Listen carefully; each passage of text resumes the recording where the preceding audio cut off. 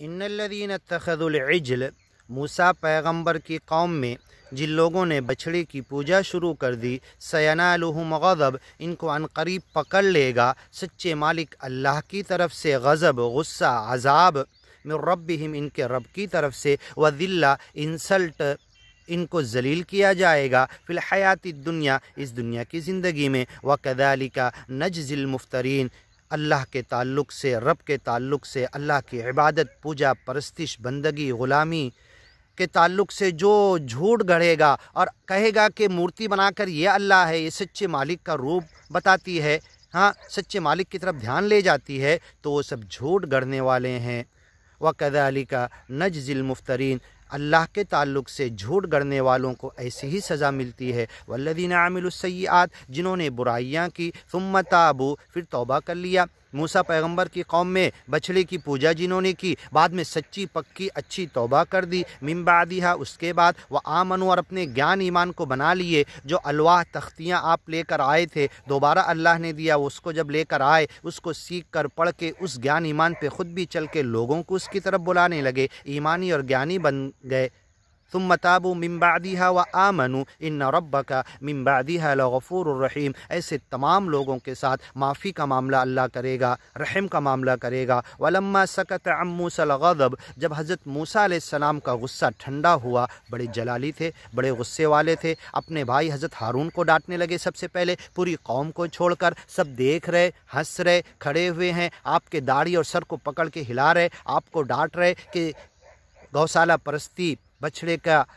پتلا بنا کر سونے چاندی کا یہ سب کرنے لگے 10 دن کے اندر، تم نے انہیں منع کیوں نہیں کیا؟ فلا تشمت بی الاعداء، حضرت ہارون نے کہا اے موسیٰ پیغمبر میں نے پوری کوشش کی، تم جان سکتے ہو کتنا سمجھایا، استضعفونی وقادوا یقتلوننی، مجھے کمزور سمجھ لیے اور قتل کرنے پر آ گئے، میں قتل کے ڈر سے نہیں بلکہ ان کے دو دھڑے ہونے سے، ان تقول فرقت بین بنی اسرائیل، میں یہ کر سکتا تھا ایک کو لے کے الگ ہوتا، دوسرا گروپ اس شرک بت پرستی میں، گوشالہ پرستی، بچڑی کی پوجا میں لگا رہتا، تو یہ نہیں ہونے کے لیے تفرقہ بازی، دو الگ مسلک گروپ اور فرقہ، دو جتھے دھڑے اور گروپ نہ بننے کے لیے میں نے یہ کام نہیں کیا، زیادہ سختی نہیں کی، یہ مجھے قتل کر دیتے۔ آج دیکھو سب دیکھ رہے، ہنس رہے، تم مجھے ڈانٹ رہے، انہیں تو سمجھاؤ جسے میں نے سمجھایا تھا، انہیں روکنے کی کوشش کرو، ابھی بھی سجدہ کر رہے، رکوع کر رہے، اعتکاف کیے ہوئے، قربانی کر رہے، بلی کر رہے، اس کے اوپر خون لگا رہے، گوشت وہاں پر اس طریقے سے چڑھاوے چڑھا رہے، یہ سب تو ان لوگوں کو شرک اور کفر، جو اللہ کے دشمن ہیں، ایمان اور گیان کے دشمن ہیں، اور میرے دشمن تھے، مجھے قتل کرنے کے لیے آگے، میں نے سمجھا رہا تھا، میرے اوپر ان کو ہنسنے کا موقع مت دو، فلا تشمت بی الاعداء ولا تجعلنی فی القوم الظالمین۔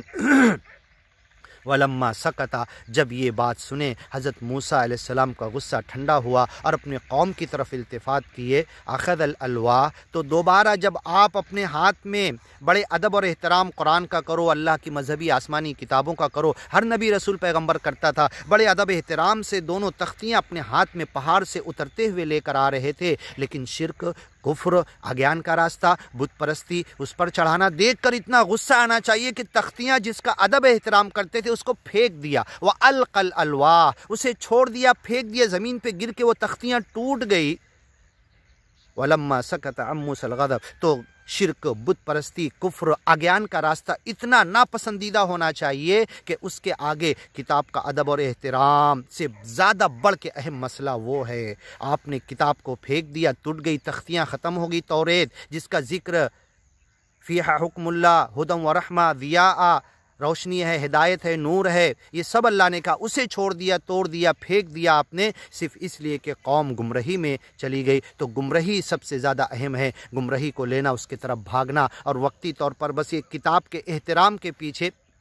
تم لگے ہوئے ہو اور کام نہیں کر رہے، لوگ گمراہ لوگوں تک یہ گیان ایمان نہیں پہنچا رہے، اور بس اس کے ادب اور احترام میں لگے رہ گئے، یہ دین نہیں ہے۔ اس بات کو سمجھنے کی کوشش کرو۔ جب حضرت موسیٰ کا غصہ ٹھنڈا ہوا، ام موسیٰ الغضب اخذ الالواح، دوبارہ ان تختیوں کو آپ نے اٹھایا جسے آپ نے پھینک دیا تھا، چھوڑ دیا تھا، ٹوٹ گئی۔ وفی نسختیہا، اس نسخے کے اندر، اس کے اندر لکھا ہوا تھا، ان تختیوں کے اوپر ہدی و رحمہ، ہدایت تھی، رحمت تھی، للذین ہم لربہم یرہبون، جو اپنے رب سے ڈرنے والے تھے، ان تمام کے لیے گیان ایمان پر آ کے اس کو اپنا رب، نراکار روپ کو سمجھ کے वड़क लेके उस पर अक़ीदा और विश्वास और भरोसा करके जो आ गए थे, उससे डरने वाले थे, खौफ खशियत तक़वा इख्तियार करने वाले थे। लिल्लज़ीना हुम लिरब्बिहिम यरहबून, अपने रब से डरने वालों के लिए। वफ़ी नुस्ख़तिहा हुदन व रहमा, हिदायत थी, रहमत थी। आगे सुनते हैं। वख्तार मूसा कौमहू सबईन रजुला।